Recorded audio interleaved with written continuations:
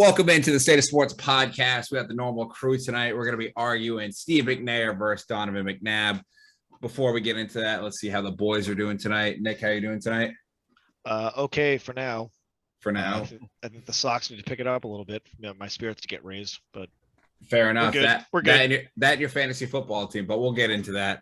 Morgan, how are you doing? You eat shit. I'm good. Packers won a interesting game today. So, what was that? 5 missed game-winning kicks? 4. Or was the 5th time the charm? The 5th time was. Well, it was the 3rd try for Crosby. That was the charm. Did they win though? They did win. They win. Doesn't matter if you win by an inch or a mile. Winning's winning. And I believe my dog won it for you. Crosby. Yeah. Anybody? You did. No. Yeah, that was good. And I didn't know you named your dog after Tigers kicker. Interesting. I didn't. I would never do that. It's named after Bing Crosby. Sure, that's your legend story. Man. Well, welcome in, guys. You know the whole spiel already. If you guys don't already, make sure you follow us on all social medias, Instagram, Twitter, Facebook, at M&M SOS Pod. Go subscribe to us on YouTube. Hit the bell notifications to see our beautiful faces when you want to watch the podcast. If you just want to throw us on, we are also, once we hit 30 subscribers, we're going to do a giveaway. Haven't decided what we're going to give away yet, but maybe, we can give away like a little gift card to Fanatics or something like that. Just an idea randomly thrown out. But before we get into our debate, Nick will be moderating tonight, but let's get into Nick's question of the week. Yes. And I actually had more ideas for our potential giveaways, but I don't. We can. All right. Do you guys giveaway? Our giveaway is not set in stone. We can talk about it. Like a triple play car wash. No. That's Jiffy Lube oil change. I will autograph one of my hats and send it to a viewer. We're not. I'm gonna subscribe. I think I'm gonna subscribe. AAA car washes aren't everywhere. I think a gift card for Fanatics is a good idea, as we're a sports podcast, not a fucking car podcast. All right, whatever. I guess I'm just a piece of shit. Anyway, our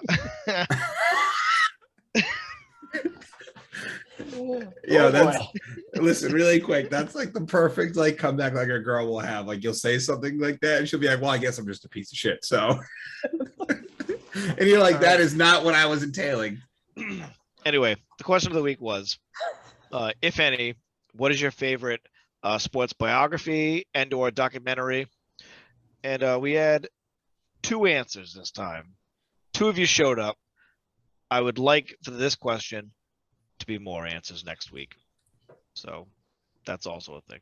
But we had some good answers. From Nick, we had favorite biography, Clemente, about Roberto Clemente, obviously. Yep. It's a great story, so might as well. Favorite documentary, 4 Days in October. Yeah, that's we've touched base on that here before. We have. It's just an all-timer. It is. And they also that person threw in a local sports documentary as well, called The Hero of Goodall Park. It's an ESPN documentary in Sanford. Yeah. Sick. Go check it out. Oh yeah. Yeah. I'm in Sanford, Maine. And then we had another response from Henry from the Dogtown of the Z Boys. Hank? Yeah, Hank. Dogtown of the Z Boys, though, the birth of skateboarding, like skating Sick. in bowls. Yeah. Like that. That was a movie, right? Lord of Dogtown or whatever? Well, the documentary is called Dogtown and Z Boys, but the movie was called Lords of Dogtown. Okay. Like Heath Ledger at the time. Yeah. So, but yeah, go check out either of them. Also, Henry, let us know if you want to be called Hank or Henry, by the way, because I'm going to refer to you as Hank until you tell me I can't refer to you as Hank. So Hank is just sounds better. It's going to be Hank anyway. Yeah. So your new name's Hank on the podcast, but Hank, I know you stop by a lot whenever we pose these questions. We really appreciate that. So definitely a shout out to you. We got a new segment though that Morgan sent to me in private that we're going to talk about. Nick, how do you feel about not flag football? How do you feel about fantasy football? Not great.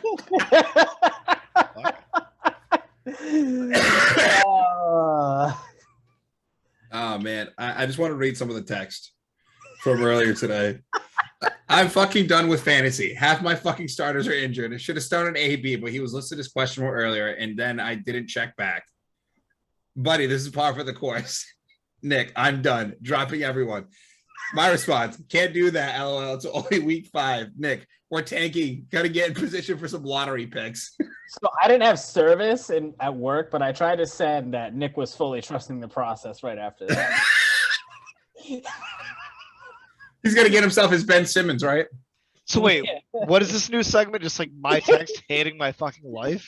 Yeah, pretty much. Basically welcoming you to the fantasy world because this is par for the course, buddy. And then this dude, and I send crying laughing face back. Cooper scored though. Nick's response: eat white dog shit. I love it. Oh my god! I absolutely love it. If I could only go back to my first time playing fantasy. Oh, dude, it's frustrating. It was. It's the worst because it's something you have no control over. You're just sitting there watching the game, and you're like, "Are you fucking kidding me? These fucking dickheads can't get out of bed and get me a touchdown today." But yeah, the first year I got in the Brewmasters League, I think I went like 5-21. I mean, yeah, I'm utterly disgusted.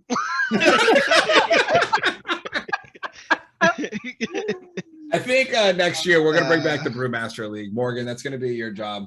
Yeah. Maybe we can get a couple of people that listen to the podcast. Do it with some fans, some friends. Yeah. I know John Smith would definitely do it. But speaking of people we've had on, I want to let I don't even think these guys know about this. Next Sunday, though, we're going to have a quick little segment. We're going to interview Carlton before his fight on the 29th. Carlton is fighting in Manchester, New Hampshire. We sponsor him. We're going to have our logo on his shirt, but he's fighting in Manchester, New Hampshire, October 29th. It's a Friday night. The card starts at 7. If you guys want tickets, just DM us. We can send you Carlton's info. And, if you're in that area, he'll be able to get you a ticket for it. I think tickets are $60 a pop right now, which isn't too bad. We will be there. We will be there. 2 out of the 3 of us, because Morgan refuses to move back home. But regardless, we're really looking forward. We're going to have him on for an interview. It's an amateur title fight. It's a big fight for him. Hopefully it's a big stepping stone in, the next portion of his career. So I wanted to, shout out him, and I got to hang out with him Saturday. He's feeling good. He's looking good for his fight. So super excited about that. Absolutely. I can't wait. Now, Nick, it's your show. We got McNair versus McNabb. Yeah, we do. All right. Well, like Matt literally just said, we got Steve McNair versus Donovan McNabb. Wow. And McFlair. A little early. And McFlair. He hit the sauce, man. The socks are on. You can't blame him. I'm nervous. Anyway, 2 quarterbacks growing up that we all loved. Both, alumni of the NFL street community. Were they not? No, you're not wrong. Yeah.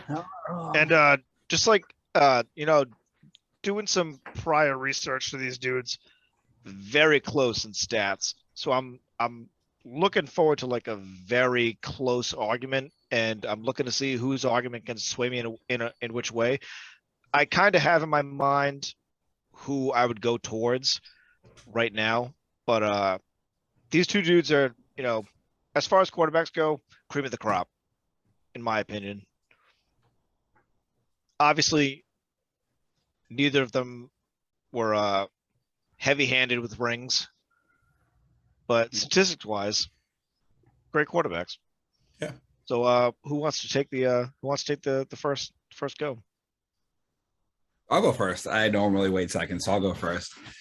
Steve McNair was my favorite quarterback before Michael Vick. I love Steve McNair. That year in 1999, when the Tennessee Titans had the Music City Miracle against the Buffalo Bills in the AFC wildcard game, went to a Super Bowl and literally came up a yard short against honestly one of the best offensive teams of all time in the St. Louis Rams, the greatest show on turf. McNair, he didn't matter. My biggest thing with Steve was he could be limping onto a field with one leg, and he was still going to go out there and give you everything he had. He was one of the toughest sons of bitches to play quarterback in the NFL. And that dude literally got lit up, and he just kept going. He's got a lot of awards that, we'll get into that is a little more than Donovan's, but, overall, there's going to be some numbers in here that I think are going to surprise you. I want to go back in time with Steve quite a bit. because I think his impact on the college game is bigger, honestly, than his impact in the NFL. So I really think that's pretty, it's part of Steve's story. And obviously we all know, Steve's story came to a tragic ending. But I love Steve McNair. He's one of my favorite players that I've ever watched growing up, and I'm excited to talk about this one. Yeah, I was excited to hear you talk about him because I knew, like, growing up with you, I knew he was like a very passionate person. Yeah. To you, like, Yeah. you love Steve McNair growing up. So Morgan, balls in your court. Well, I got gypped here because I didn't get Steve McNair. I've got the side of a guy who I probably said a few choice words about in my life. A few? A few. Definitely not one of the guys I definitely would root for at all. But, he is an Eagles legend. He's probably their best quarterback in franchise history. He went to 5 NFC championship games, just like Aaron Rodgers. 5 NFC East titles. He made the playoffs 8 out of his 11 years in Philly. And he unfortunately lost to Tom Brady in the Super Bowl, just like everybody else. But, all-time great Eagles player, historic team, historic franchise.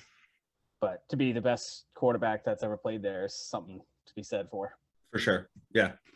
And I mean, Donovan McNabb and Steve McNair were both, prominent quarterbacks growing up in an age, honestly, where African-American quarterbacks weren't very prevalent.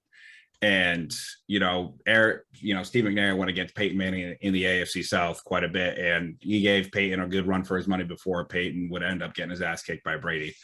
But I'm just going to throw my first jab across the table. One of these guys has an MVP and one doesn't. Steve McNair has an MVP. Donovan doesn't. What year was that MVP? That MVP was in 2003. And the craziest thing about that MVP, which a lot of people may not remember, is Steve McNair was injured for 2 games. He was out 2 games, and he still had a good enough season leading that Tennessee Titans team that he got co-MVP with Peyton Manning. Do you, offhand, do you happen to have the numbers of the games that he was not present in? What do you mean? You said he missed 2 games in his MVP season. Yes. Do you have the numbers? Did they win? No, I don't believe so. No. Okay. No, but in that 2003 season, he also became the youngest player to 20K passing yards and 3,000 rushing yards in a career as a quarterback.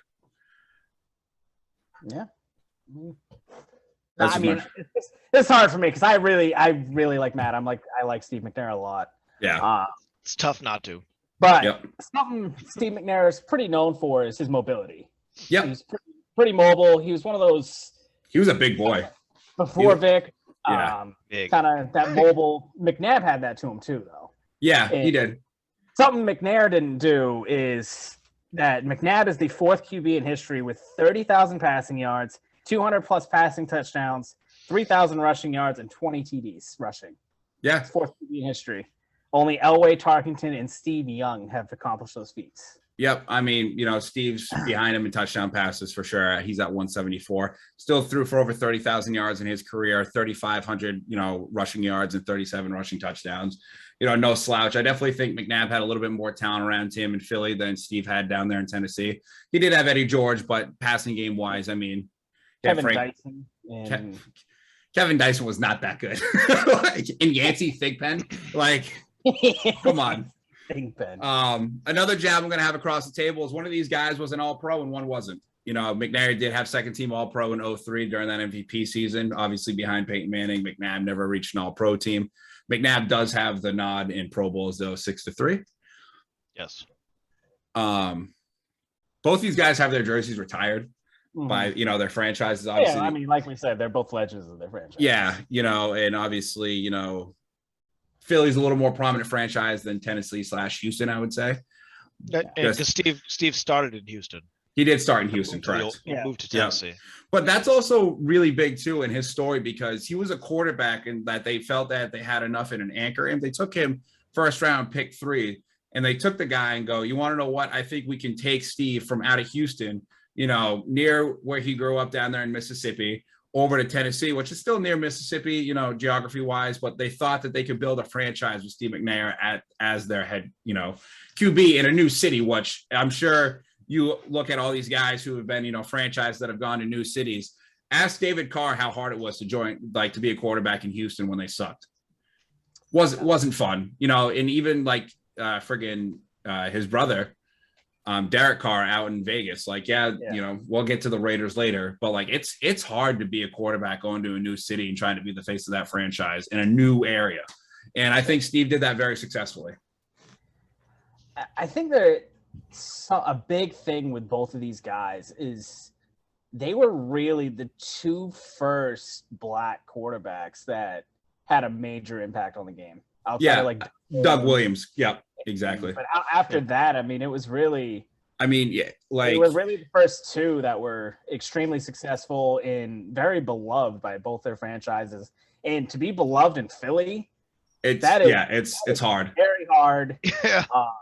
Yeah.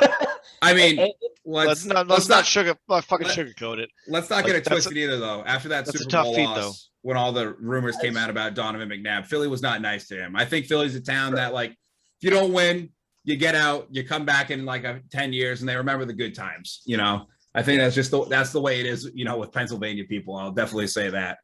I mean, and we're not going to take that as a slight against Donovan McNabb. No, not at all. Not at all. My biggest thing is I think both these guys paved the path to what we have now for quarterbacks, if you really think about it. Because McNair and McNabb both were drafted in the first round. McNabb went 2, right? McNabb went 2 to Tim Couch, who went number 1.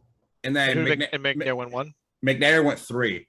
But you want to know what that led to? That led to Michael Vick being the first African-American quarterback drafted number 1 overall. Now, do you guys think that their play had something to do with that?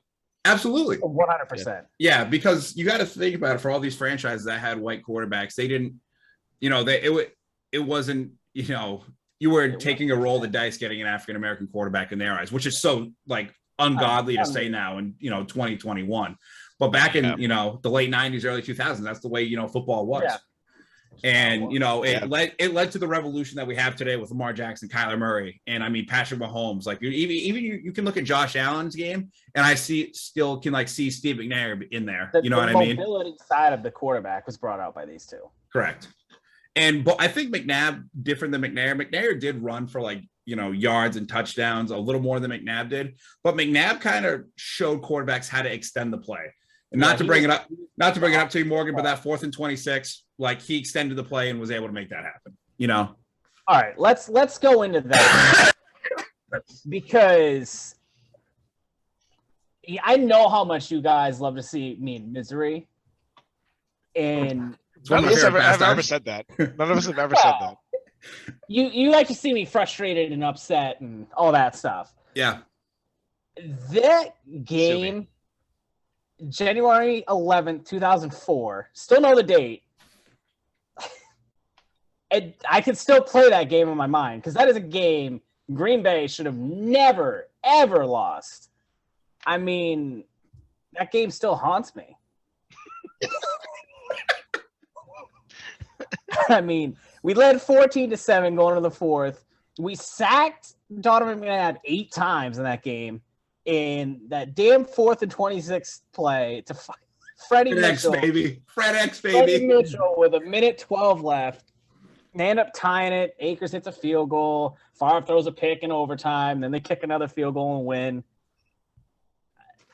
That game is just brutal. It's just agony for me still. I still hate that. That's probably – it might be up there with the Seattle game. Like, they're 1-2. It really is brutal. And McNabb killed us that game. Even despite the 8 sacks, he had 248 passing yards, 2 touchdowns, and he ran for 107 yards. So I have a quick question for you. Minus that game, what do you think, like, because you're a Packers fan, so this is the question I'm kind of asking everybody listening. What game is more memorable, that 4th and 26 or that Music City Miracle play against Buffalo? Because I will never forget that play.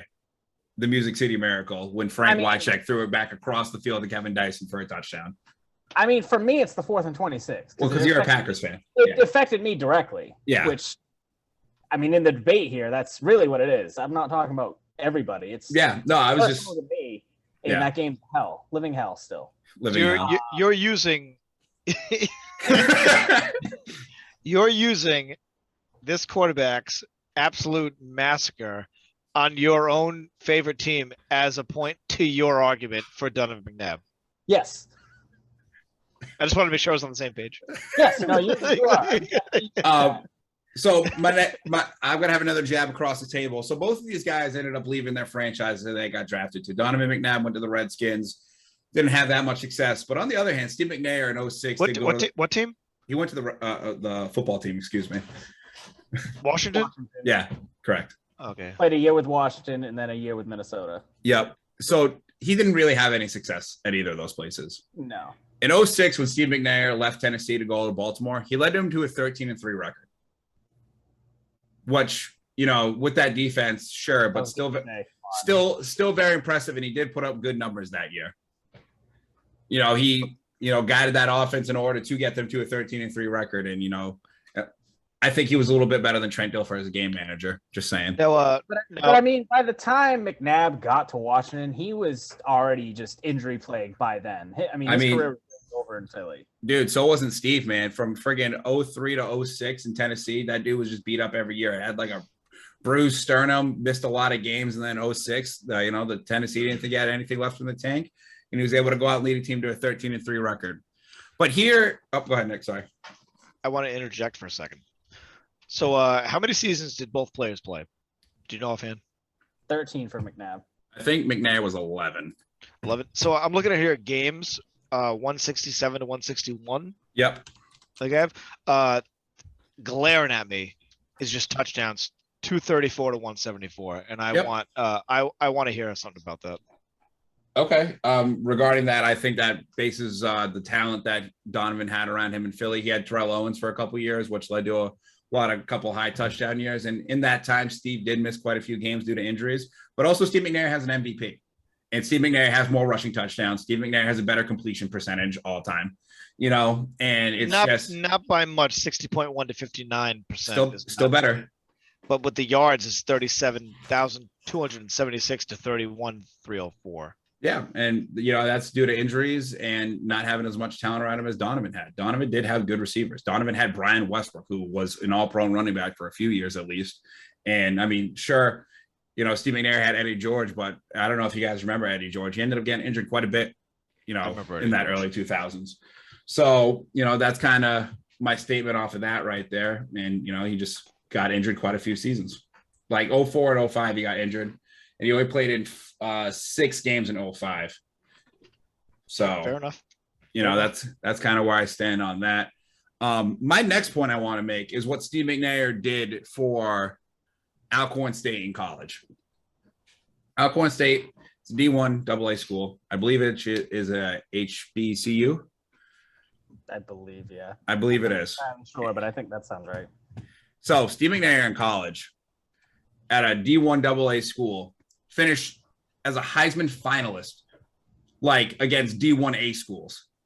That right there, that stat is insanity with the amount of numbers and what he was able to do at that school in order to lead him to being a Heisman finalist. His senior year of college, playing Division II schools. It's not like they were playing D1 schools. The counting numbers and getting to that point, being a Heisman finalist, is ridiculous. That doesn't happen. Can you name another time that's happened in NCAA football history? Wasn't Wentz up there? No, he wasn't. He wasn't a Heisman finalist. He didn't get the call to New York like Steve did. Steve, his senior year of college, threw for 5,377 yards, 47 passing touchdowns, and 9 rushing touchdowns.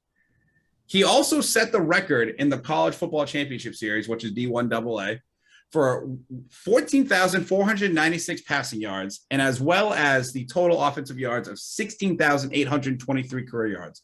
This record was broken in 2018. It's a record that held for 24 years at that level. And he was at Alcorn State, just absolutely being better than everybody else. In 24 years for football is a while. Because the evolution of the game in 24 years is insane. I don't know, if you watched the Chargers-Browns game today, Like, that's the evolution of football. Wild. Like, No, yeah, that's what I'm saying. Like 24 years in football is wild. Like 24 years in a sport like baseball is nothing, but in football, that's a long time. and I mean, I don't know if McNabb is, but I know Steve McNair is in the College Football Hall of Fame. And he should be. I mean, McNabb in college, recruited by Nebraska, chose Syracuse because he wanted the sports broadcasting degree from Syracuse. He was a 3-time Big East Player of the Year, 3 consecutive years, 96, 98. He was 4-time All Big East, and he was the Offensive Player of the Decade for the Big East. that's awesome. And he's not in the College Football Hall of Fame.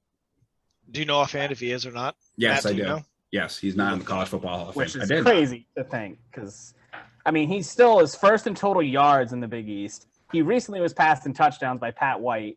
He's second there, and he's 5th in rushing yards and 3rd in total.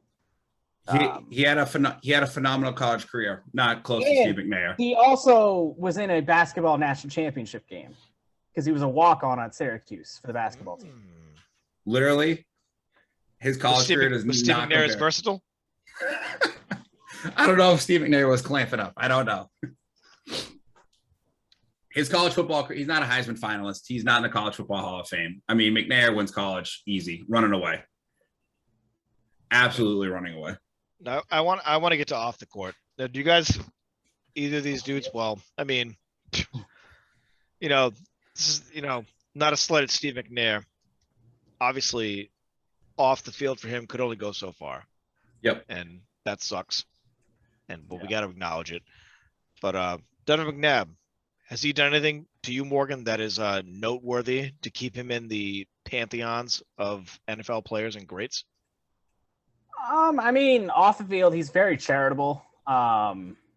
He's got a couple foundations. He's raised multi-millions of dollars for diabetes awareness. He raised another $2.5 million to construct the neonatal ICU, which is now named the McNabb Neonatal ICU after him. And then him and his wife partnered on a sports foundation, which gives kids opportunities to play organized sports without having to worry about paying for equipment or anything like that. So he takes care of the financial burden through his charity for that as well. Oh, Nice. Nothing bad to say about that. No. Nothing bad. Matt, now we got to touch on it. Yeah. Steve McNair, obviously his life ended short. Anything you want to say on that? I mean, story itself is sad. I know there's a lot of controversy behind it, a lot of theories, but at the end of the day, what was said was he had a girlfriend that did a murder suicide.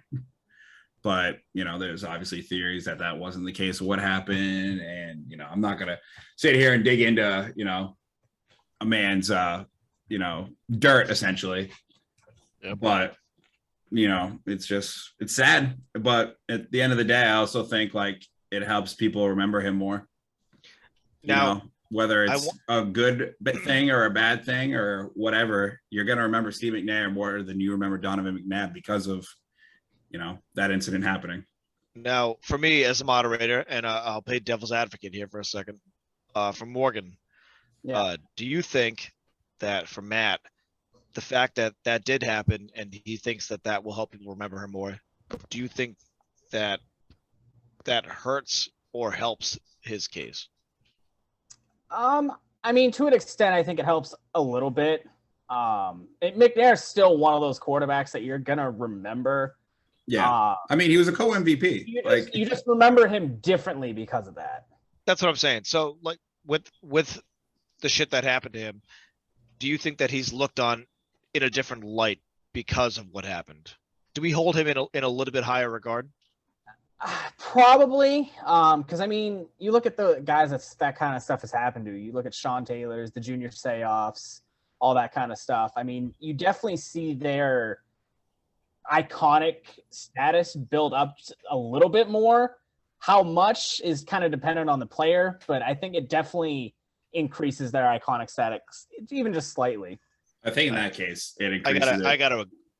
It increases it more the most for Sean Taylor because it was during his playing career. True. And I could go into an entire hour spiel about how good Sean Taylor was. Look at Kobe. Yeah. Kobe's a prime example because not a lot of people loved Kobe. And then after that, a lot of people still liked him, but there was correct people who would say bad things about him. Now you really don't hear those bad things anymore. It's almost if you say a bad thing on him, it's like shame on you. Here's the thing that happened with Kobe. He went from being a top 15 player all the time in people's eyes to being a top 5 player of all time in people's eyes. Overnight. Yeah. I've listened, Morgan. I can send you podcasts with lists when people say like Kobe Bryant's at 15 and the people before him. I know you disagree, but that's just like what is that is not a discredit to Kobe. That's just I know what you're saying. That's what happened. Yeah, that's what happened. But I mean, if anything though, that shows you, the good side of people. It does. They want to remember you better. If this is a prime example for people as well, please give people their flowers while they're here, because you never know when they're not going to be here. Absolutely. Who knew that waking up that morning that Steve McNair was going to be, found dead in his apartment? Who knew about like Kobe? Like the fact that Steve McNair, we were at Applebee's. The fact that Steve McNair was not like at his jersey getting retired for Tennessee is a shame. Yeah. And it's stuff like that. Like you gotta, appreciate people while they're here. But we're not going to go down that track. But yeah, I mean, I think Steve McNair wins college stats while running away. Obviously, McNabb has more touchdown passes, but I can also say Steve's peak is higher. He was an All-Pro and an MVP, and McNabb can't say that. That's true. I mean, yeah, Donovan McNabb has 6 Pro Bowls, way more yards, more touchdowns. Steve McNair has more interceptions. More rushing touchdowns. He's got more rushing. You guys have anything else you want to add to these two dudes? Oh, go ahead, Morgan. You go ahead. Yeah, I mean, I'll wrap it up. I guess we'll just conclude this into my closing stuff. Yeah. With McNabb, I don't like him. I really for the sole fact I really don't want to win this debate. You should pick me to win this debate because I really don't want to count this as a win for me. That being said, Donovan McNabb led the NFL in wins from 2000 to 2004. He's in his 13 years that he played, he was 4th in wins in his total career, behind Peyton Manning, Tom Brady, and Brett Favre. And he was also the first quarterback to throw for 30-plus touchdowns and less than 10 picks in a single season. And he also had he held the record till 2015 for most consecutive completions in as a quarterback for 24 through 2 different games. So, I mean, McNabb's still got some stuff there, but to be behind Manning, Brady, and Favre, those are pantheon quarterbacks. Good company. It's good company. Most definitely. And I'm going to say this about Donovan McNabb, and this I'll get my last little counterpunch, then I'll do my closing argument. That's due to Andy Reid. Andy Reid's one of the greatest football coaches of all time. Steve McNair had Jeff Fisher, Mr. 8-8 himself, and he willed those teams to the playoffs from, I think it was, hold on real quick, 99 to 2003. Yeah, 99, 2003 made the playoffs every single year with Jeff fucking Fisher as his head coach. If he has the talent Donovan has around him and Andy Reid as the head coach, I think he's just as productive, if not more productive. He's a former MVP. He's a former All-Pro, Heisman finalist, College Football Hall of Fame, jersey number retired. Steve McNair is one of my favorite quarterbacks of all time. McNair, also fire nickname alert. Donovan doesn't have any cool nicknames because Donovan McNabb, from what I remember, he was not cool. But I just really enjoyed watching Steve McNair play. That's all I got for you. He came a yard short of winning a Super Bowl. But didn't win. Nope. Neither of them did. Nope. At least he, didn't throw 3 picks like McNabb did. 2 in the red zone. He threw 3 touchdowns, though. Steve McNair has more interceptions. Career. I was just talking about the Super Bowl in particular. And, I mean, both of those guys went against all-time teams in the Super Bowl, so. Absolutely. Sometimes you're the bug, sometimes you're the windshield. Yes. All right.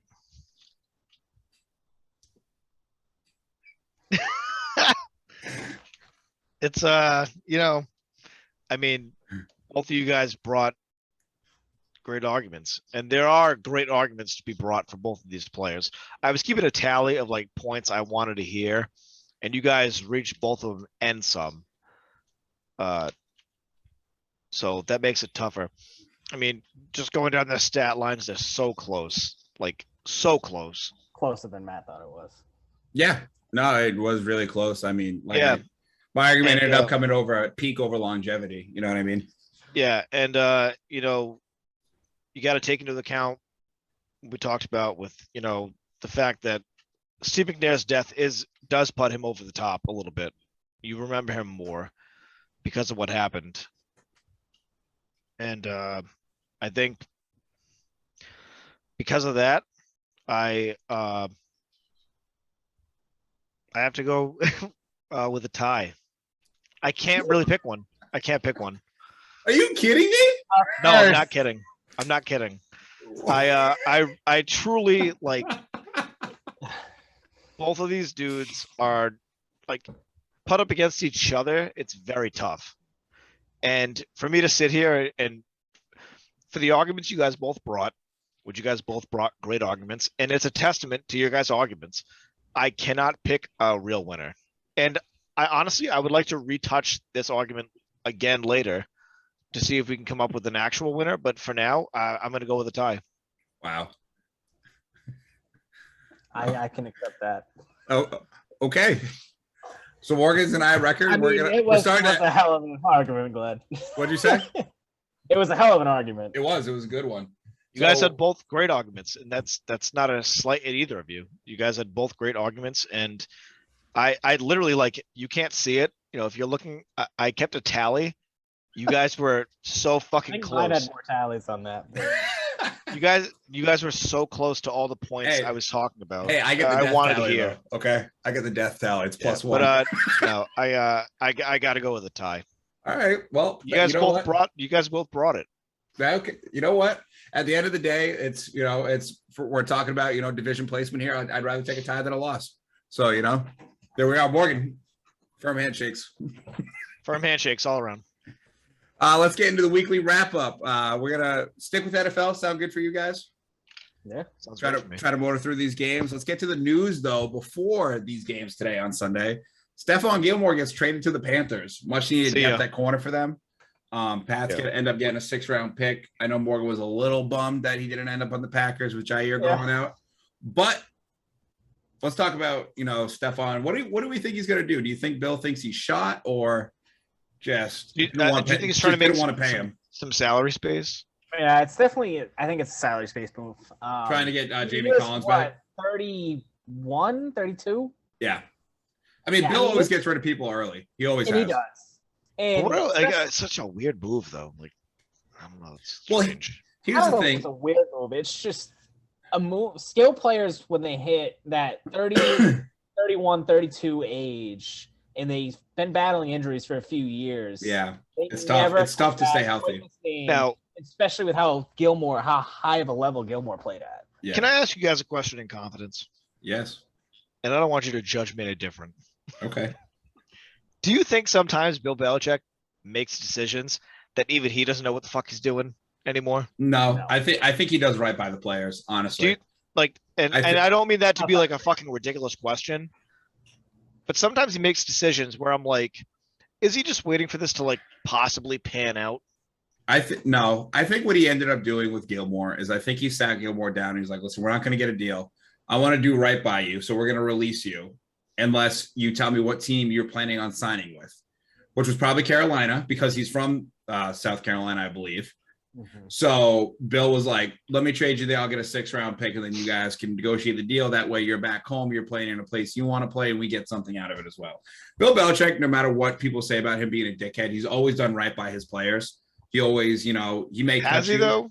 Even when he didn't let what's-his-face play in the Super Bowl? I mean, Malcolm Butler. They could have won. The thing is Malcolm Butler definitely did something in order to cause that, which will never be known why. But do you not want to win, though? Do you think they win with Malcolm Butler? No. Why? He was awful that postseason. Yeah, he had been horrible. You literally watch after he got that pick, his career fucking went down the tubes. Isn't the mentality any given Sunday? It is, but I don't think he makes a difference on that field. I think Nick Foles just was swinging it that day. One of those games, yeah. I mean, Nick Foles did shoot the lights out that night. So you know what? Like it's hard to stop. It's hard to stop that, and I don't think Malcolm Butler was doing anything to stop that. Fair enough. But yeah, I think I don't think they're gonna. I think Bill knows they're not gonna win anything either. So he's kind of. It's kind of it's the like the happiness for when the Patriots win. For me, not to jump sports, it's like right now it's for the Red Sox when they win. Like in the long run, like in my head, I know nothing's gonna fucking happen. Yeah, you're getting excited over a victory that means nothing really. It's good practice for next season when you might make a push, but that's about it. Yeah, I totally get it, but we'll see. We'll see how it pans out for the Pats and for Mac Jones. We'll get to that game. But let's talk about a little good news from Morgan. Jalen Smith signs with the Packers. Yeah. You happy about that? I am. I definitely think we'll get into it later with the Packers stuff, but I definitely think he'll help that linebacker core. Yep. Because Campbell, Devondre got hurt, came back, so he's going to be injury plagued a little bit for the next couple of weeks. We definitely need him. I think he'll be a good addition. If we even get a third of what he was with Dallas, that's still better than almost all our linebackers. Yeah, it's true. So it's very exciting for you guys. I'm glad the Packers are trying to make a win now move for Aaron Rodgers. About time. Let's get into Russell Wilson dislocating his finger Thursday night. Will be missing a month or more in the loss of the Rams. So the Seahawks are done, obviously, for the year. Okay, so shout out to SOS Pod alumni, Nocturnal. Should he just cut his finger off? Yeah. I mean, Ronnie Lott would do it. I think it's a little different when you're a quarterback. Nope, not a football guy. Not at all. Not a football guy. I mean, if you just wanted to, and we need to tag Knock at this, and I want to hear his opinion. Just pull a Kyrie and take some PTO. Just say you don't want to get vaccinated. And you're go. PTO Kyrie is a mood, an absolute mood. Yeah, I think I saw he's somewhere 6 to 8 weeks. Yeah, 6 to 8 weeks. So they're done. At this point, I want to ask the Seahawks are all set. The Seahawks they're done for the year. They are. They're not making the playoffs at this point. You're not going to be winning games with Geno Smith at quarterback. They're done. Not going to happen. The Seahawks never have a top 10 draft pick. Do you just fucking tank the year? Do you punt it, try to get a top 10 draft pick, get like a top tier level talent in there for Russ? As someone who is going to tank their own season soon, yes, I say. You tank it. You understand that there's no draft picks you get for next year. No, I'm going to tank it anyway. I've kind of got a hot take. Hey, Go in ahead. the words of Michael Caine, some people just want to watch the world burn. Go ahead, Morgan. What's your hot take? So I'm just thinking Russell Wilson and Pete Carroll clearly have issues. Yes. Whether that's been resolved or not, or it's a little bit better. Something I've been kind of thinking about is Russell being done the rest of the year. They sit him down. They get rid of everybody, clean house. And Carroll, whatever, they resign. He does that. And Pete Carroll goes back and saves USC. Ooh. I like that. And you want to know what? I'll add to that. I think if they do that, Russell Wilson ends up a New York Giant. Ooh. They were talking about it. That's a crazy look. They were talking about it this past offseason. I know his wife, Sierra, wants to get out of the Pacific Northwest. She wants to go to the Big Apple, get like a nice little a little residential there for performances and stuff. And I think that could be happening. Well, I mean, we'll see. They did here. I don't know. The Eagles Seahawks owner has always wanted to win, and he definitely tries to surround Russell with talent to win. But I mean, you shut it all down, man. It's crazy talk. Well, that defense it's done. It's the worst defense in the league. It's 32nd. I love Jamal Adams, but I saw a video talking about Jamal Adams talking about how he's like a 6 foot, 215-pound weak side linebacker. And I was like, damn, that is way too spot on. Yeah. Yeah, I mean, he's really only good for a pass rush. So we'll see. we'll see how the chip's going to fall in Seattle. It's going to be interesting here in the next couple of years. I'm really curious to see what's going to happen. But we'll still be doing this podcast here for the next few years going forward. Why not? We have a good time with it. Again, guys, please go follow us on all of our socials, M&M SOS Pod, Twitter, Facebook, Instagram. Subscribe to the YouTube down below. I'm just going to keep doing ads like this. I'm going to throw it out there. Throw it. We got 22 subscribers. Yeah. 23rd. I'll throw in a giveaway. Okay.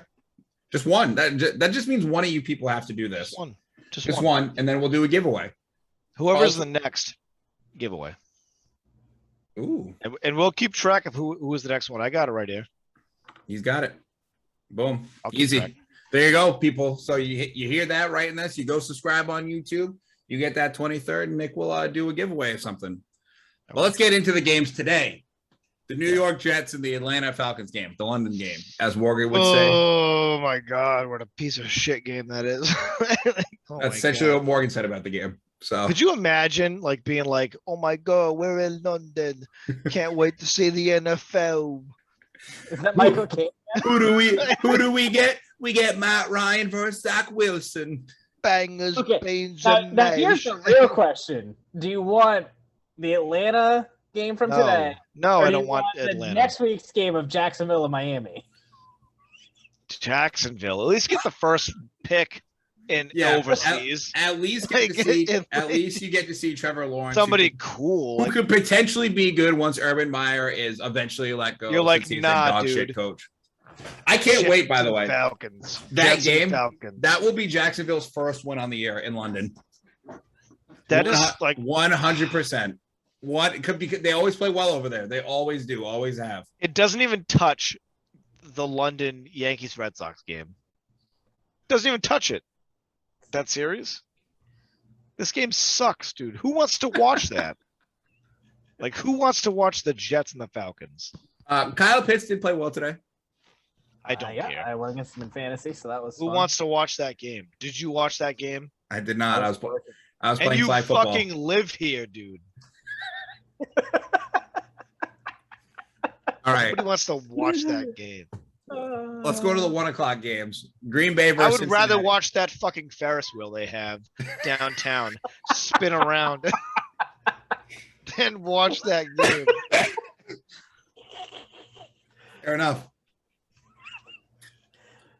I would rather, There it is. I would rather You watch. know it's coming. I would rather watch the Rolling Stones walk down the street than watch that fucking game.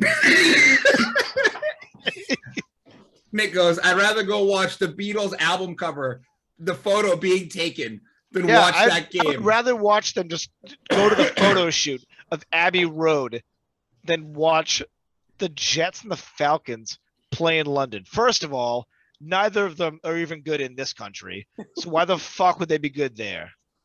The rain's not going to help. We all know that. So why would you think they'd be better? I think they were inside actually. So They weren't at Wembley. I don't know. I could be wrong. Does London even have Jets? Green I don't Bay think they do. I don't think they do. Otherwise, we wouldn't have had to help them. So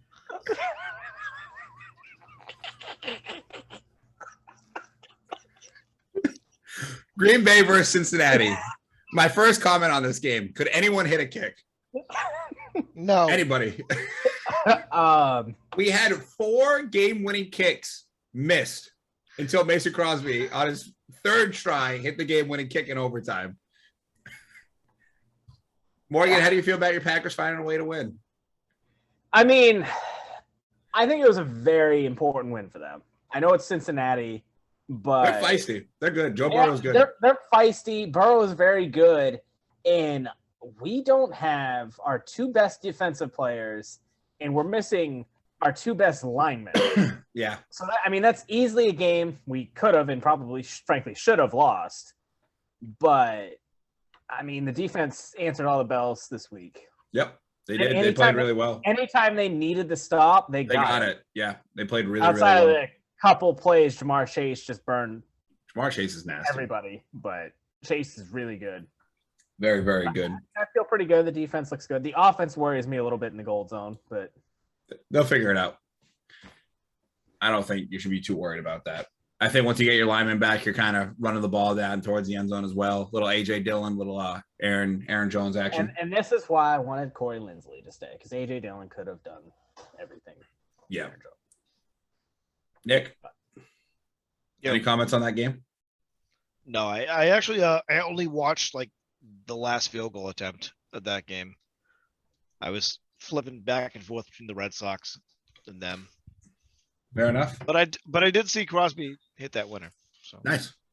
Sweet. Let's move on to the next game. That you guys are gonna. Yeah. Let's move on to the next game. Detroit versus Minnesota. Detroit goes up by a point with like 30 seconds left, and yet the Detroit Lions find another way to lose a football game. Both these teams stink. I have nothing besides this game about this game. I only got one little thing because my buddy texted me right before we started. He's a Lions fan. I work with him. Mm-hmm. And he What a sent me damn little shame. thing. They made history today. The Lions did. They are the first team in NFL history to lose on a game-winning field goal of 50-plus yards with no time left on the clock twice in a single season. That's high praise. That is probably the most Lion thing I've ever heard. And let's talk about the other kick. Justin Tucker is what, 60-something yarder that hit the crossbar and went in. Fucking legend, Justin Tucker. Absolute legend. Yeah. Yeah, that's a good stat. That's funny. Denver versus Pittsburgh. Steelers sneak one out. The Broncos are frauds. We knew that though. Yeah, we all. Is Pittsburgh not terrible? What is Pittsburgh? I don't know. I don't think they're good. But I think, especially with I saw how the box score from today, and I think the less you throw Big Ben and the more you run Najee Harris, which is what I thought they would do, is the way they need to play. Because with that defense, you're only going to need 24-ish points probably. Yeah. You can control the clock. Yep. I agree. But I don't know. I don't know. There's a few teams out there. I don't know what to make of. Pittsburgh is one of them. I mean, we're getting into the second month of the NFL season. We're normally starting to figure out what teams are going to be, and I have no fucking clue about the Steelers. No clue. No, there's a few that I'm like. But even like Big Ben hit that deep ball to Deontay Johnson, and I was like, that was a nice fucking ball, dude. And I'm the biggest proponent of Big Ben is washed. So, yeah, we'll see. We'll see how Pittsburgh ends up doing. I still think Rodgers is going to end up there next year. But, that's just my personal opinion. You did say that. Miami versus Tampa Bay. Whoops. I had one note in here about this game. Yeah, I mean the Tampa Bay Buccaneers absolutely. Was it Brady is still the best. Brown should have been starting in a fantasy lineup. The Buccaneers fucking shit all over them. I had Mike Evans and Fournette go In today. And it was dramatic beautiful. fashion. I did not play. Well, I will say Brown. I did hit one of my picks this week for gambling, and it was my lock of the week with Tampa Bay. I mean, if you're gonna hit one, you might as well hit the lock. Might as well hit the lock, folks. I also only hit one. It was also my lock. Perfect. You guys need gambling picks. We do a gambling show that comes out every Friday morning. Same podcast comes out. We do our NFL weekly bets. Give us a listen. I think I'm over 500 on the year still, so try to make you some money. And Morgan is below 500. But, yeah, I mean, Tampa Bay just absolutely dominated this game. It was definitely a get-right game for their offense after the shit show in New England with all that emotion with Brady coming back home. They're going to be fine. Tampa Bay, I still think they didn't lose in New England. No, they didn't. But just like the emotion, and I still think Tampa Bay is the team to beat in the NFC. I agree. Tom Brady just fucking gets it done every fucking time. And when is this old man going to stop torturing us? I mean, for one, he's not human. So it's a fair point. There's that. Morgan, I believe you had a bet on this next upcoming game, New Orleans versus Washington. New Orleans offense. Yes, I did. Yeah. New Orleans offense. Jameis Winston it's the Jameis Winston experience. First drive throws a head scratching pick. Next throw coming out throws a 72-yard touchdown pass to Deontay Harris. New Orleans ends up winning the game 33-22. What do we make about this game? Do we think either of these teams are going to do anything, or? New Orleans is another one of those teams. I don't know. I agree. I know the defense is solid, but if Jameis can be more consistent, I think they're going to be a good team. But he never is. So it's so hard to gauge them. And Washington's frauds. They're not good. Yeah, they're not. I don't think they are good. I think last year was a fluke season. I don't think they're a very good team. Yeah, they need a quarterback. They need, and they need somebody above the level of Taylor Heineke or Ryan Fitzpatrick to be successful. I will also say, though, Terry McLaurin is one of my favorite receivers to watch in the NFL. He's very good. But, yeah, I agree with that take. Nick, any thoughts on that game? No, I didn't watch it, actually. So, all right. We're moving on. Philly against Carolina. Philly comes back and wins a close one. Carolina frauds. No Christian McCaffrey. Obviously, Nick knows that.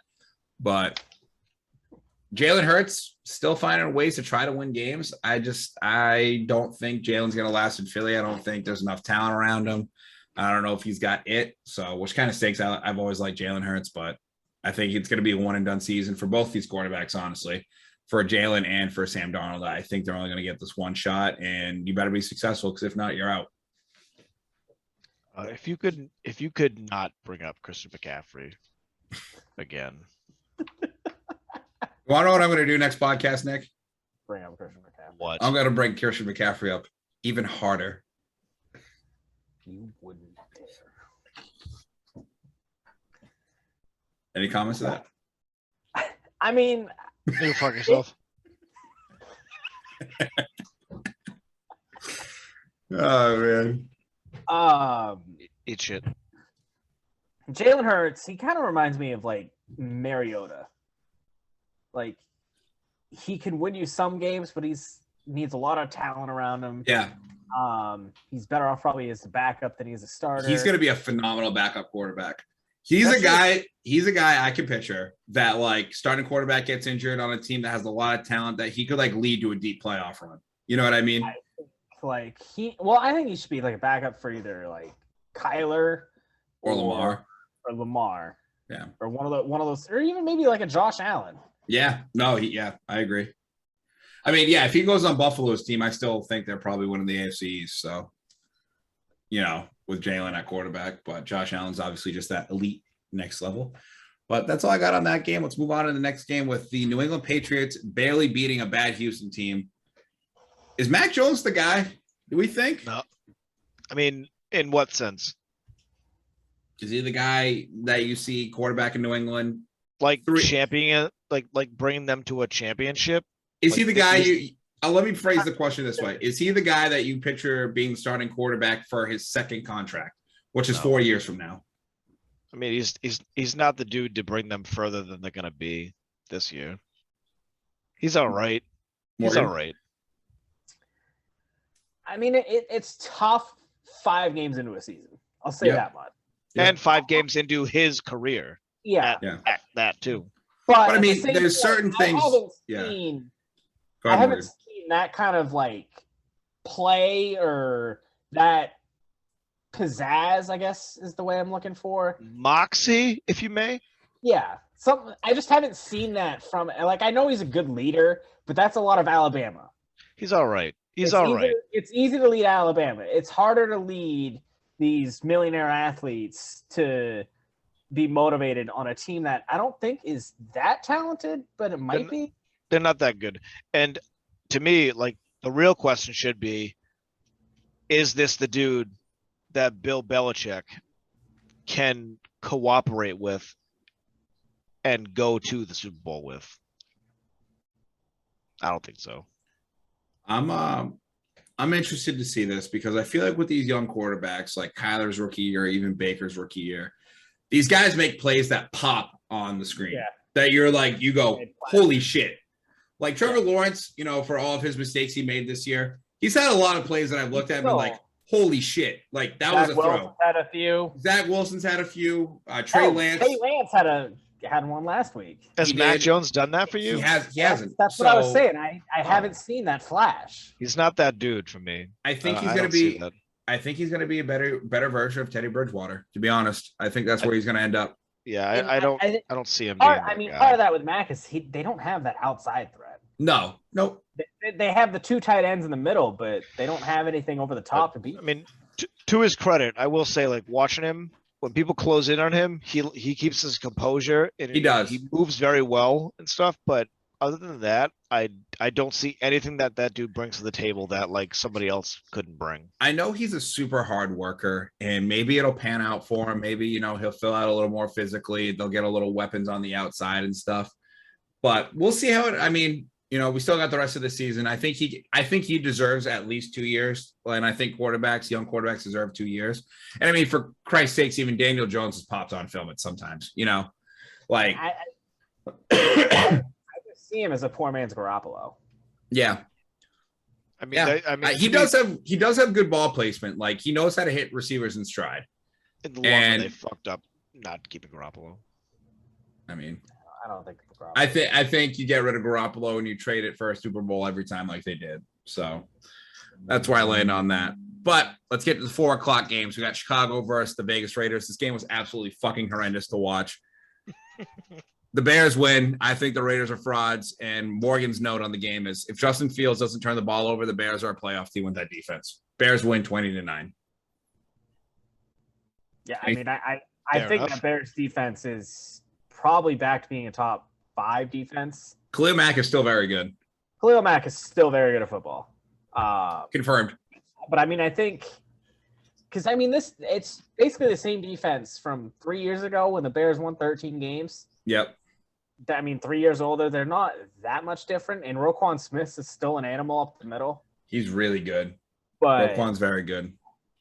I mean, I like I said, I think if Fields can manage the game, I think they're a playoff team. I don't think they're winning the division, but I think they'll squeak in the wild card. I can picture that. I think they're talented enough defensively to.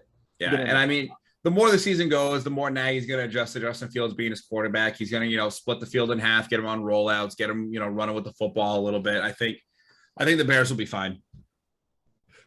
But that's what I got on that game. Let's dip on to the next 4 o'clock game. I think this was the best game of the day. Cleveland versus the Chargers. Chargers they're starting to find a way to win these close games. And that should be very, very scary for the NFL now that they have Justin Herbert. Because Justin Herbert is the real fucking deal. When he found Mike Williams open for a touchdown pass for his second post, and he threw the ball, and right when he let go, he just held his hand there like this because he knew it was a touchdown. Just held it there and walked down the field. And I was like, damn, this dude doesn't talk a lot, but he's got a little swag to him. Little bit of swag. Go ahead, Morgan. I feel like you missed a 1 o'clock game. What's 1 o'clock game that I missed? Oh, I did. Might have been on purpose, might have not been on purpose. We'll get back to that one. I want to talk about wait, was it the Jaguars? There was. Did they win? No. I want to finish talking about the Chargers real quick, then we'll go back. What's their record? Over. So I'm on my way to predicting that correctly. Right. You are. That's all I wanted to know. Yep. So we're going to finish up talking about this Chargers game. I mean, Baker's fighting through a torn labrum in his non-throwing shoulder. Played, well today, no picks. But Justin Herbert for MVP, we're going to start to hear that train rolling down the tracks here very, very soon, gentlemen. Very, very soon. He's playing super well. I'm excited. Chargers find a way to win these close games. I like Herbert. He's fun to watch. And then the fact that they have Mike Williams and fucking Keenan Allen on the outside is absolutely disgusting. Yeah. Not fair. And I mean, Eckler's weirdly. And Jared Cook, dude. You know about Jared Cook, Morgan. I do know about Jared Cook. He's good. And that defense, they made stops when they had to. And we're going to see. Potential AFC Championship preview? No. No. At least I think one of those teams is in there. I think that's fair. And I think one of the other teams it's not a preview. Is playing right now. I also would agree with that. Perfect. Let's go back to that 1 o'clock game that I missed. Not on purpose, actually. Here's my notes on the game. Jags stink. Titans roll. Henry 3 TDs. Whoa, we have the same notes. Early MVP, question mark. This is Morgan's note. I'll be curious to see if he can keep it up for the full year. 37-19. Derrick Henry. Tennessee. This is the MVP? His numbers are crazy right now. Yeah, he's got good stats right now. I just think it's so hard for a running back to win MVP. And It is very hard. And I think if Herbert gets the Chargers to win the AFC West, I think he'll be the MVP. Well, we'll see. I mean, a lot of games left. A lot of game left here. A lot of game football left to be played. A lot of football left to be played. But yeah, the fucking Jacksonville stinks. Yeah, obviously. Like, I mean, there's nothing. Why are you surprised? But I might just make that my survivor pick every week because whoever's playing the Jags. Yeah, that's a great pick. That's a great pick. Like, why wouldn't you pick them? I don't know, Nick. Why wouldn't you? Oh, you're already out. You guys can eat shit. Not so good at fantasy stuff. Yeah. Let's talk about Nick's team. How about damn Cowboys? How about them? Cowboys win 44-20. Diggs has another pick, 6 picks through 5 games. Zeke is back on track. Yeah, and I'm going to tell you right now, actually, watching the first half of that game, Dak Prescott looked like fucking garbage. Yeah, and didn't play so well. did the rest of the team. They didn't look good the first half of that game. Well, looked good in the second half. It was not fun to watch. Yeah, they ended up winning 44-20. Yeah, they came back and won. It was like whatever. Like, yeah, damage done, and yeah, all's forgiven. But watching the first half of that game was not fun. He threw like 2 interceptions. They fumbled it a bunch of times. It was a shit show of a game. The first half. Yeah, but still managed a way to win, and that's all you can ask for in today's day. Is that how you want to win? Like, I mean, they're 4-1, dude. It's hard to argue with that. Are you upset about them being 4-1? Let me ask you that. No, I'm not upset about them being 4-1. I'm upset about them looking like they are that should be fucking possession away from losing every time. That should be a positive thing because then they're able to bounce back and have these big wins after. Yeah, you got to see positive stuff. Glass half full rather than glass half empty. No, it is always. I also, in that game, want to talk about how the entire New York Giants skilled position players, Daniel Jones, Saquon Barkley, Galladay, Shepard, all went out that game with injuries. Did you see Saquon's ankle? It literally looked like a basketball. It was huge. I told you I was done with Saquon a few weeks ago. I don't think he's anything special. He gets hurt too much. I'm glad I got a 4th running back on my team, fantasy wise. But yeah, I mean the Giants at this point, I don't think they think Daniel Jones is the guy anymore. It's I think it's pull the shutters down, time to close up the store, punt the season, and move on to next year. You mean to tell me a Duke football player isn't going to work out in the NFL? Yeah, you better watch out. Arch Manning might be a Duke football player before you know it. Duke basketball players don't work out either in the NBA. JJ Redick sucks. As he takes a sip of his salsa. JJ Redick fucking blows. Can't blow as hard as your fantasy team. Ooh. I'm not winning money off of this shit. All right.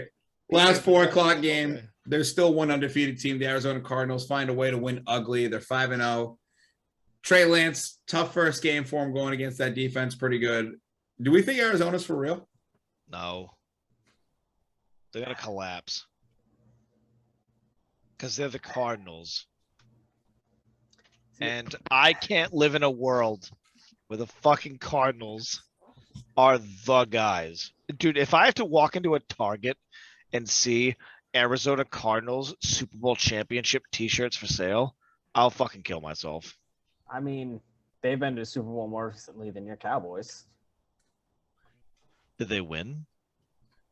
No, but at least they. Okay, so there's still shirts. Nobody's gonna say go to Africa. Super Bowl runner-up T-shirts. Well, who's buying those? Nobody. I know who's buying them. We're not gonna say it on this podcast. I mean, those are giveaways. Those are giveaways. I'll be really curious to see if Kyler can keep up this pace for the year. That ball he threw to Hopkins was absolutely ridiculous. DeAndre Hopkins is still a very good receiver in the NFL. You heard it here first. The Cardinals lose their next 3 games. I don't know who their next 3 games are, folks, but we'll see. I think they're the second best team in that division still. Yeah, I mean the Rams are still better. I don't think they're better than the Rams. They can lose their next 3 games. They've got Cleveland next week. Then they've got Houston. Yeah, that's a dub. And then they've got Green Bay.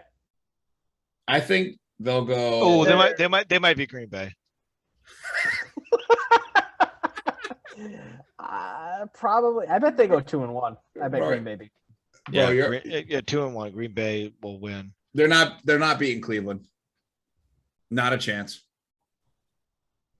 Cleveland's gonna run the ball down their fucking throat, dude. Yeah. Speaking of receivers that are done, I think Odell Beckham Jr. is done. Who? Odell. I mean, he hasn't done anything. Yeah, 2 years? Like, get the fuck Yeah. out of here. I think T.O.'s done more in the last few years than him. Last thing Odell Bro. Beckham Jr. has done is colored his hair, so I'm all set. All right. Well, let's get to the Sunday night game going right now. We got Chiefs, Buffalo, potential AFC Championship game matchup. Chiefs Yep. desperately need this one, I think, honestly. Yeah, they're 2 and it's a big 2. one for them. It's 7-3 right now. Buffalo winning. We got 12 minutes left in the second. How do we think this game's going to pan out? Chiefs. Morgan? I think Buffalo wins by 2 TDs. I'm going to take the Chiefs just because they're at home. I think Buffalo's a better team. It's a fair statement. We'll see how it pans out. We'll get to see tomorrow morning who was right, who was wrong. All right. Done with NFL talk. We'll see. Let's move over to college football. Staying with football, though. Down goes Bama. Saban gets his first loss against a former assistant. He was previously 24-1. Let me ask you guys. I know Nick is the biggest college football fan on this podcast. Does it affect Bama getting into the playoffs? My answer, a resounding no. They're still making the playoff. And I was gonna say the exact same thing.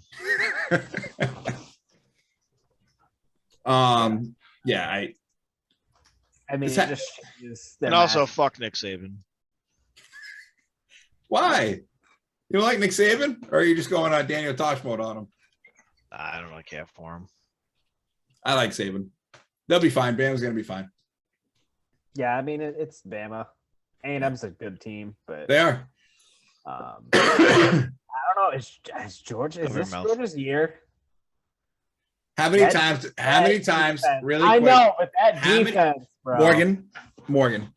Let me ask you 0. this. I already know the answer is 0. How many times have people said, is it Georgia's year? And has it been Georgia's year? Never. Yeah, no, it's been a while. Never, never, never, never. That being said, we can touch on this one real quick. Georgia is the new number 1 in the AP poll. Congratulations. Doesn't really mean anything. You still have to face Bama in the SEC championship game. That being said, I can picture the loser of that SEC championship game still getting into the college football playoff as that fourth Even if it's team. Bama. Even if it's Bama with 2 losses, I still think they can get in. A 2-loss Bama is still better than Any Almost other team in the country. college football. Easily. The other big game from this weekend, we had a top 5 matchup. Penn State falls at Iowa. It's number 4 Iowa. Iowa comes back for a 17-3 deficit. Penn State did lose their starting quarterback, but True. you know what? Good for Iowa. Yeah, You know- I mean that place is rocking. Nah. Yeah. I kind of like Iowa. They got a little thing going with like the Green Bay area. We met those guys from Iowa. That was super cool. I like how they have the hospital with all the kids that get to look down into the stadium and watch the games. That's cool. That, it's Super cool. Yeah, it's been a good program. They're always, they do this every once in a while. They have a good team, and they play old school football. They line up I formation. They say, we're going to run the ball down your fucking throat. That's just Big Ten football. That's Big Ten football, baby. And I just want to interject for a second. The whole waving to the kids thing. Yeah. They do that right here in my hometown in Rhode Island, Providence. Do they? Yeah, there's a river. Was like a bar called the Fish Company. It used to be called Whiskey Republic. Yeah. And there's a children's hospital. And every night at like 12, don't hold me to it, but whatever time it is, all the bars in the area turn their lights off and then like all fucking go on and off and shit. So the children's hospital sees all the flickering lights and shit. It's cool. That's cool. It's very cool. I was in one of them one time and I didn't know what was going on. And everyone was like, "Oh, we do it for the kids' hospital." And everyone was like, all the lights were going on and off. It was pretty cool. So yeah, Really? I saw that today, and that just touched home with me. It was cool. Yeah. Really quick, Nick, you were in a bar? Yeah, I've been to a couple.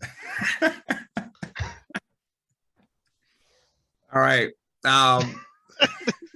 Let's go over to baseball. We got the scumbags. we got the playoffs going on. Padres manager got fired. The Sox beat the Yanks in Fenway. One of the funniest non-home run calls of all time with the radio's announcer. Yeah. It's a Stantonian blast to left field. And why is he standing on first base?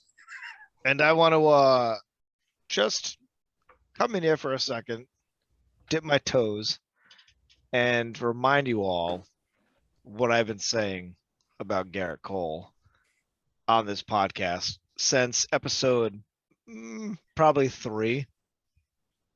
What have I been saying? What have I been Go saying? ahead. No, you say it. Trash. A bust, not worth $342 million. Did he have the stuff to bring the Yankees past that pivotal point of a go home or win game? And he did not. He left 2 innings into the game because he's fucking garbage. I've been saying it. Let's talk about this rivalry, by the way. Rivalry, I should say, between the Red Sox and Yankees. Red Sox have put their ass out of the playoffs quite a few times recently. Okay. In what way?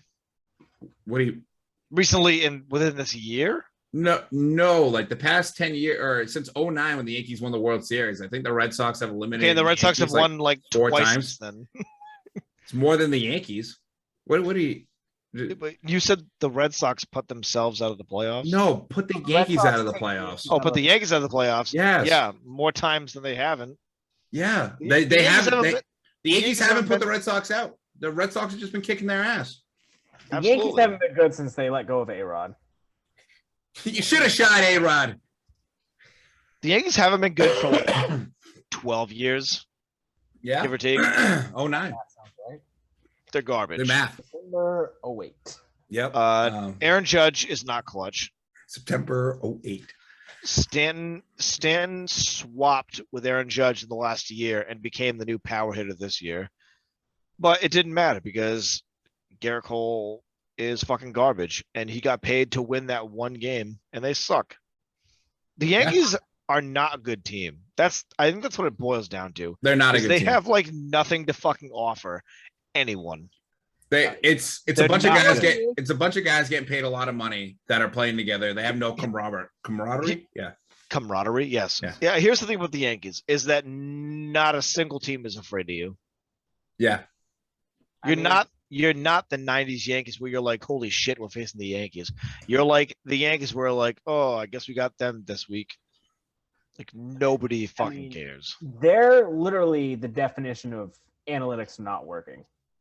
Yeah. Hit home runs and strike out. And That's it. they're not even that deep into the analytics game. Like they just suck through and through. They're terrible. I do have a question for Nick, though. Oh boy. Oh my god, is this gonna be like a dumb question? Because I don't want to hear it. No, it's just something.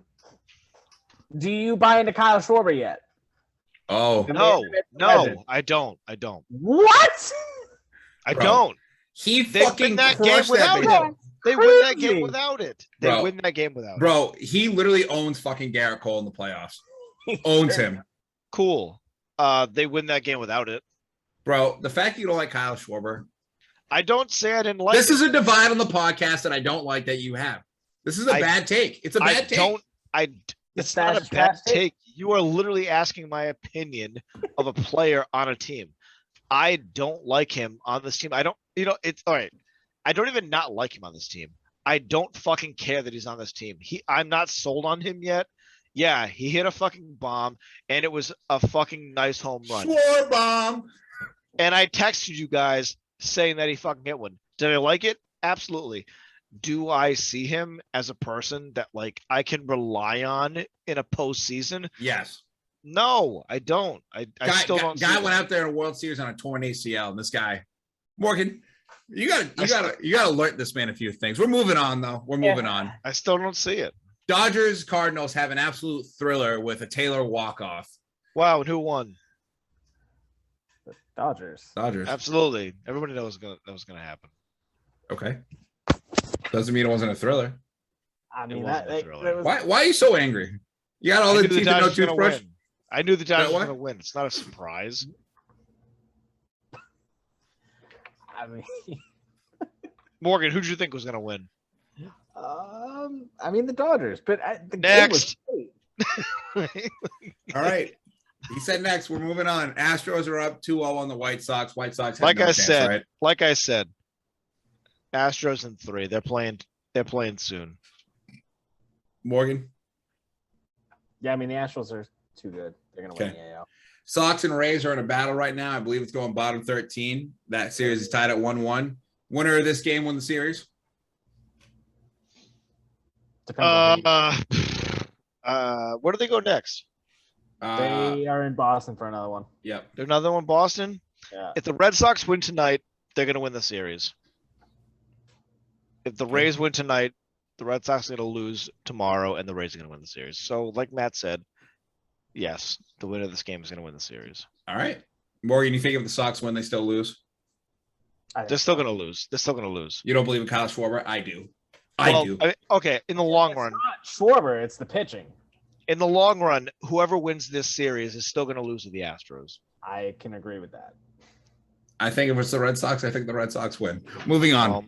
You're Brewers wrong. and Braves are at 1-1, right? Yeah, Correct? this is the only series so far that has surprised me. I mean, because yeah, I thought you had the I- Brewers going to the World Series, dude. I mean, I stole the Brewers going to the World What a Series. fucking It's dime one in- by Josh it's- Allen. Holy it's one- shit. Hey, how about you focus on what the Sorry. fuck we're talking about right now? Sorry. Yeah, they're 1-1. That's it. Yeah.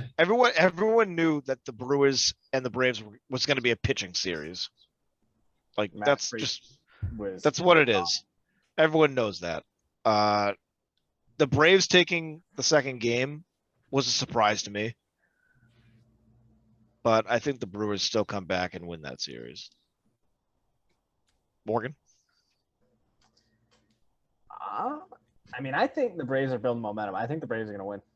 you think the Braves take the Brewers? I think the Braves win the next 2 games and win the series. Wow. Ooh. That's why you come here, folks. I don't hate the take, but I think you're wrong. I mean, Freed went out there and just shut it down. I think the Brewers hitting is too Yeah. inconsistent. I The Braves hitting, I can at least count on to hit. I every have now. to agree with you on the Brewers hitting. It's not as good as it should be in the postseason. Yeah, I still think the Brewers have the better pitching. that's true. But, I I would mean, agree with that.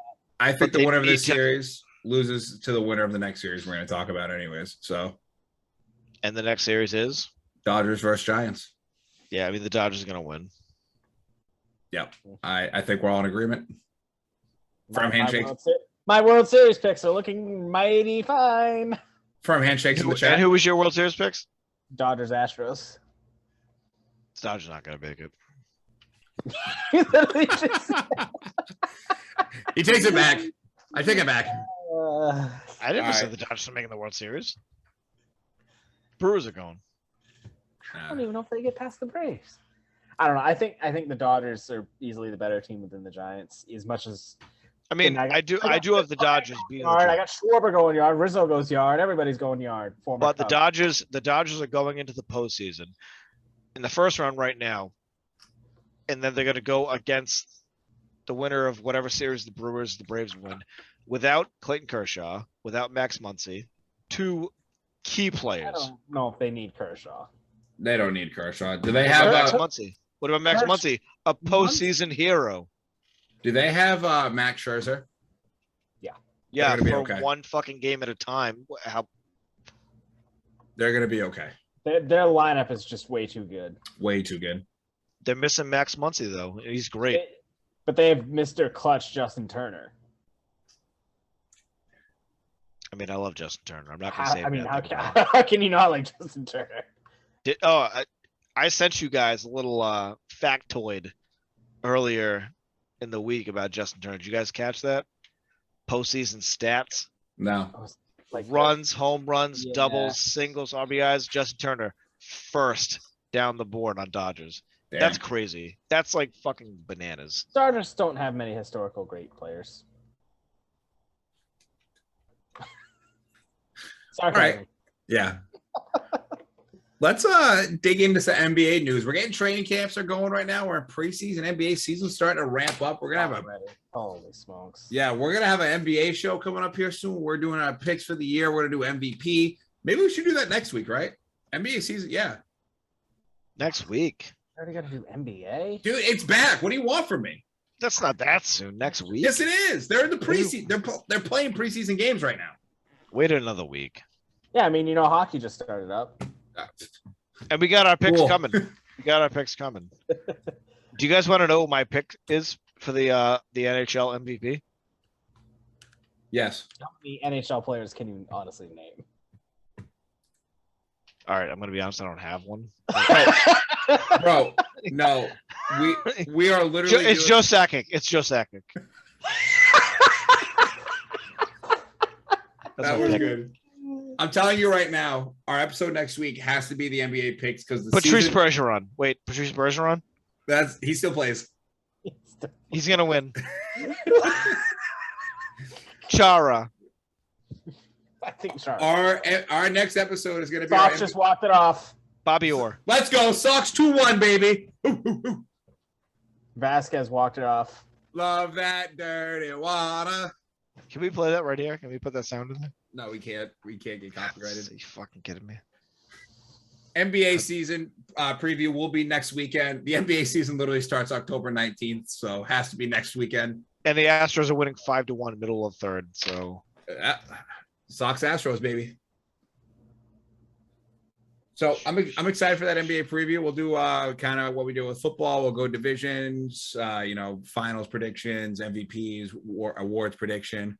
But on that NBA note, let's talk about 18 former NBA players arrested on defrauding the NBA in a healthcare fraud scam. Big names in there. Tony Allen, Sebastian Telfair, Glenn Big Baby Davis, Darius Miles. This was all orchestrated by former and you said there were big names in there too. That was good. This was all organized by former Louisville player Terrence Williams, who Can't imagine where he got that idea from. Rick Pitino. What they would do is they would say that they went to the dentist in like Beverly Hills and got $45,000 worth of dental work done. And the one that really kind of the one that busted them was a dude playing in Thailand. Said while he was playing a game in Thailand that he was in Beverly Hills getting dental work done.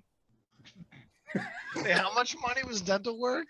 25K or something like that. 25K? Yeah, they defrauded the NBA by like $3 million. Oh no! But it's a lot of money. Like, nobody in the NBA office questioned $45,000 worth of dental work. Hey man, they gotta get Are they getting new teeth? Like what the? Gotta get that shine on. They're getting new teeth, Morgan. Are you slow? So that was a crazy story. Yeah, that was wild. Wait, what even brought upon that investigation? They're like, yo, we're missing like $4 million. Which one of you fucking guys got some extra dental work recently? Jesus Christ. All right, let's we gotta that John Collins preseason poster was nasty. Oh.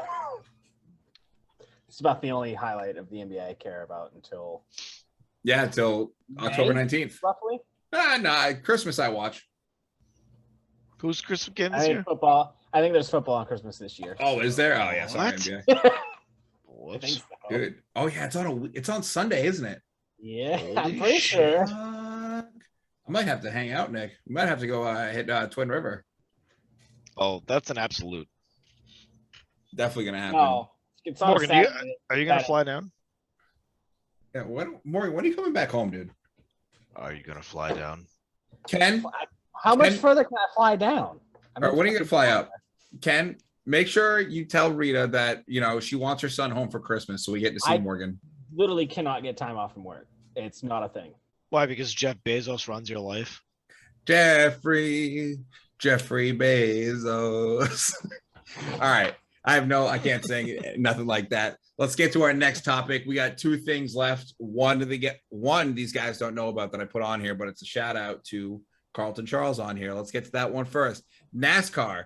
Bubba Wallace wins Talladega due to a rain delay, becoming the second African-American to win a NASCAR race. Wait, why did he win? That was a rain delay and he was in the lead. canceled the rest of the race. canceled the rest of the completed race. 100. They don't just pick it up later. They had like 12 laps left, Yeah, and it was rain or something for like the multiple track days or wasn't going to whatever. be cleared off for a Yeah. couple days, so they just. So he won. They're He won just in like- Talladega. I say you did it. Yeah, yeah, which kind of stinks that he didn't get like the actual like celebration, but very cool milestone for NASCAR that Bubba won. You know what? You know what? It sucks more. Finishing the race when he loses and him not getting any celebration. Fair. I mean, Jordan's already a better NASCAR owner than he is an NBA owner. Oh baby, warm it up, Morgan. Warm it up. Because he doesn't have a dad's life to play with anymore.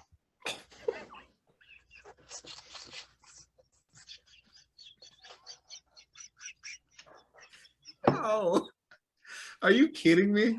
Are you serious? Oh my god! Is that actually serious? Is that actually like? You know I have to cut that, right? Don't cut it. I have to cut that. I mean, am I saying anything wrong? My god! Moving on to the last topic of the night. Fury versus Wilder 3. Tyson Fury absolutely destroyed Deontay Wilder. He's outclassed Wilder as a fighter. Wilder refuses to shake hands post-fight. Kind of how And Fury went out and like another town. yeah, he's He raving. was just like ripping it up after 11 his- rounds in a In heavyweight his championship. post-fight interview, he was just singing to the crowd. That's Yeah, all. he was- Dude, Tyson that dude. Fury is a man of the Great. people. Now, what do you think? What do you guys think of his quote of him saying that he is like legitimately like the best heavyweight champion of all time? I mean, he's got a strong case for it. Oh, come on. Now, Muhammad Ali, really? Like, do you think he beats Muhammad Ali or Mike Tyson? no. Tyson, maybe. I think he Not beats Ali. Tyson. You think he I beats think- Tyson? I think he can outclass Tyson. Josh Allen is just throwing the ball. Outclass all over. him? Yes. Yeah.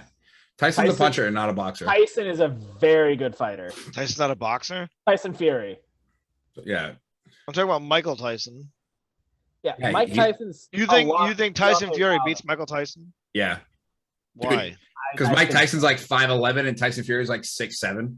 Just gonna lean on him, just absolutely dominate him for 12 rounds. The power. Yeah, he's a fucking flashy, like great puncher. See Tyson Fury's knockout. Yeah, like All right, so where do you guys put Tyson Fury in the end all be all of heavyweights? he's behind Ali. Well, isn't everybody without fucking punch Morgan, bag? he is. He is. I mean, if you Yeah, say he's not behind Bro. Ali, if you say he's not behind Ali, you're gonna get shit talked. Yeah. I he's- mean, there's definitely a case you can make. if Joshua wins his rematch versus whoever he's facing, and it's Joshua versus Fury, and Fury wins that, then we can have the conversation. And he unifies all three heavyweight belts. Correct. Then we have the conversation. I think, but until that moment where, He's 43-0. well, Tyson Fury. Yeah. I mean, hey, here's the thing. We'll see. His career's not done. How we like to roll here. We like to talk about it after. I think Wilder's probably done for a while. He's not getting another shot. That dude ever. got put out. Wilder's a little whining little bitch. He got put out. He whined and complained to get this fight. Only to get his That ass. was the punch that put him out was like a Hollywood punch where you see the sweat just go. And That off was- his fucking the face. It one was- the round before was way worse. bro, when he got hit, it was lights out. You just saw the eyes. He was, Well, he was out before he got hit yeah, because he got hit and it was dazed and then like tried to come back and But- Fury was like, Right into it. I will Yeah. say one thing about Deontay Wilder, these last two fights against Fury is the man's went out on his shield, both fights. He he didn't quit. He sat there and took like the fucking ass beating. And, it's kind of, The second fight he made too many excuses for. I mean, he was still in the ring fighting. It's not like he just gave up, I mean, Did he Fury's throw- just better. Fighter. Yeah, Fury's just a better fighter. That's what that boils down to. Fury's a much better fighter. Before we get out of here, Morgan, anything obscure sports quarterly before we get to the next question? I saw Phil won the score by a couple shots today. Other than Sweet. that, no. Nick, your question, then we can let the folks go. This is going to be a long one. Good, like hour and a half plus. Yeah, this is definitely one of our longer ones. For sure. I still can't believe you made that fucking joke. What joke? Are you kidding me, Jeff Van Gundy? What joke? Oh my. All right, what's the question? What's the question? I'm waiting for the joke. I was waiting for the punchline. What's the question? Jesus Christ. All right. The question of the week. Was that a drum roll? I believe I heard a drum roll. Thank you. The question of the week is, what is we've had an episode before. What is your favorite sports movie of all time? And we get a lot of responses sometimes about like a couple of them. I want definitive. I want the number one. What is your favorite sports movie of all time? Don't give me this in an honorable mention. I want number ones. And if you see somebody else with the same answer, do not fucking say the same thing. I want definitives. Morgan, you want to take the lead? And let's go around the horn right now. I want to hear two right now that we're not going to see in the comments. I'd probably go Caddyshack. That's your favorite sports movie of all time? I love Caddyshack. Hilarious. You know, Chevy Chase is a racist. And Rodney Dangerfield's not a good human either, but it doesn't make the movie any less funny. All right, Matt. You know, Chevy Chase is a racist. he did get they did shove him off a community. He had a racist. he had a rant at Donald Glover that was not PG appropriate. All right, Matt, what's yours? I'm between two right now, and I'm gonna have to roll with my favorite actor of all time. He got game, Denzel Washington. Ooh. I thought you were gonna say Space Jam 2. Nope. He got game, Denzel. I think that's my favorite. The acting in it's great. It's a Spike Lee joint. It's one of the few ones I like from Spike Lee, actually. He just overall great movie, great plot line. Kind of like doesn't give you the full satisfied ending that you get, but it's still pretty good. And that's what it was. Agreed. And for me, man, it's tough. Like Mike, right? Well, I was gonna say Alley Cat Strike, but I got so many baseball movies swirled around in my head.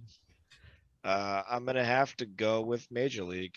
Is my favorite sports movie of all time. I thought it was between that or Field of Dreams for you. No, Sandlot would be over Field of Dreams for me. Okay, fair. Personally, well, that's what we got, folks. I think that's the question. Favorite sports movie of all time. Yeah, Nick will post it on social, get the answers. We only want one, and if you see the same one, don't fucking write it. That's per Nick. Yes. And you know what? Don't say Kingpin. I don't want to read about it.